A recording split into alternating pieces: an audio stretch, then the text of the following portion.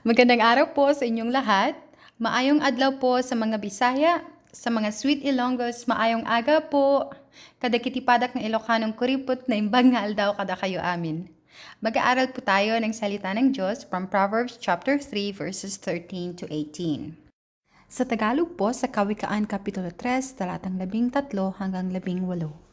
Mapalad ang tao na makasumpong ng karunungan at ang tao na nagtatamo ng kaunawaan ng unawa. Para sa mga kalakal ng mga ito ay mas mahusay kaysa sa kalakal ng pilak at ang pakinabang niyon kaysa sa pinong ginto. Mas mahalaga siya kaysa kay mga ruby at lahat ng bagay na iyong nanaisin ay hindi maikukumpara sa kanya. Haba ng mga araw ay nasa kanyang kanang kamay at sa kanyang kaliwang kamay kayamanan at karangalan. Ang kanyang mga paraan ay mga paraan ng pleasantness at ang lahat ng kanyang landas ay kapayapaan.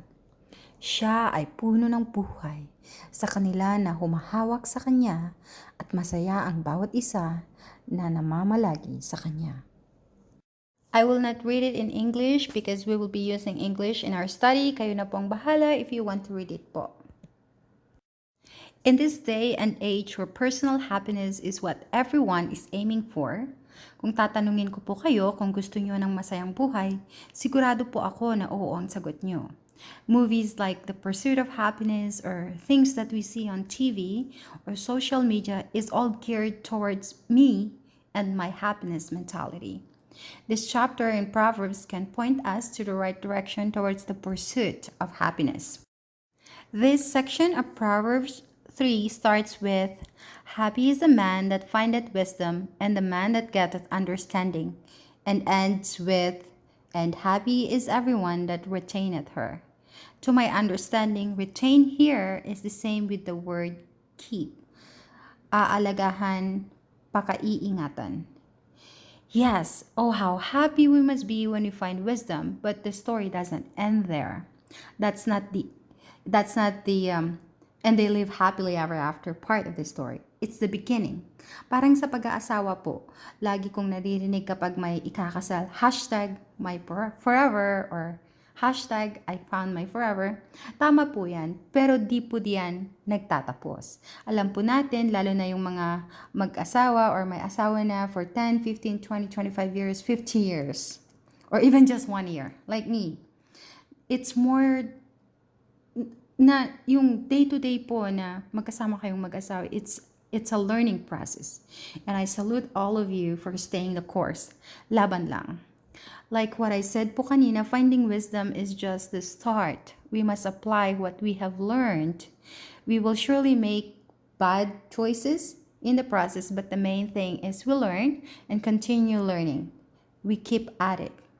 The end of verse 13 is, "And the man that getteth understanding," my understanding is that gaining understanding through wisdom also makes us happy.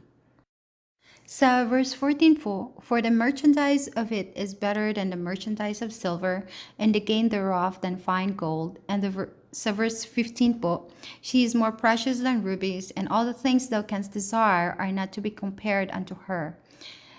Says that we cannot compare wisdom to silver, gold, rubies. These are all precious stones. What more can we ask for? And then again, verse 15 doesn't end there. It says, "And all the things thou canst desire are not to be compared unto her." In short, anything we might desire in life is nothing compared to wisdom. Having wisdom is true riches. Verse 16 tells us the two hands of gaining wisdom. "Length of days is in her right hand, and in her left hand riches and honor." The first one, right hand, wisdom gives a person long life. The same theme is also in verse 2 of Proverbs 3. "For length of days and long life and peace shall they add to thee." Also we find in Psalms 91 verse 1, "He that dwelleth in the secret place of the Most High shall abide under the shadow of the Almighty." Chapter 91 ends with verse 16, and it says, "With long life will I satisfy him and show him my salvation." The second one, 11. Wisdom gives riches and honor into our lives. If and when we live our life with wisdom, we get wise even with our money, how we acquire it and how we use it. With wisdom, we can also live an honorable life. Now, you might say, that's a little bit extreme, but I didn't make this up. Look, this is how verse 16 ended. It says, and honor. Most of us, we do things, we decide on things, not thinking whether it is honorable or not. It's just not in the equation.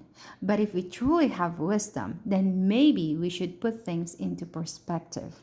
Put wisdom into the decisions that we make.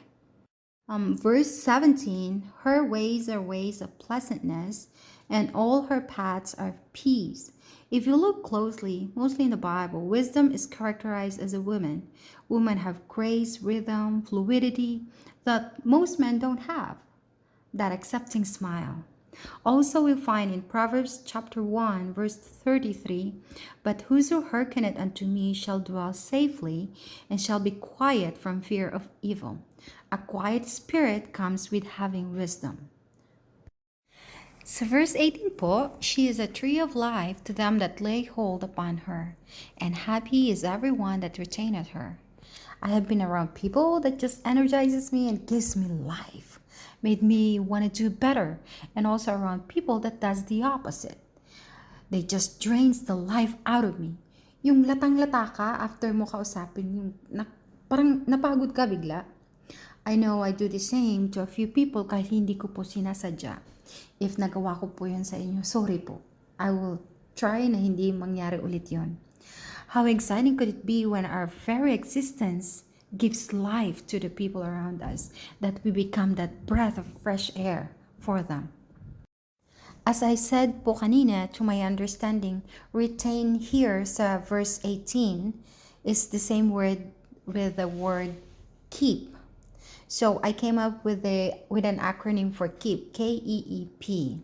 K, know the wisdom that comes from God alone. E, ensure to live with wisdom even when life gets tough. E, exercise wisdom at all times and show it in your choices. P, pursue wisdom at all cost. May we strive to find wisdom and give it our best shot to keep it. Till next time po, paalam!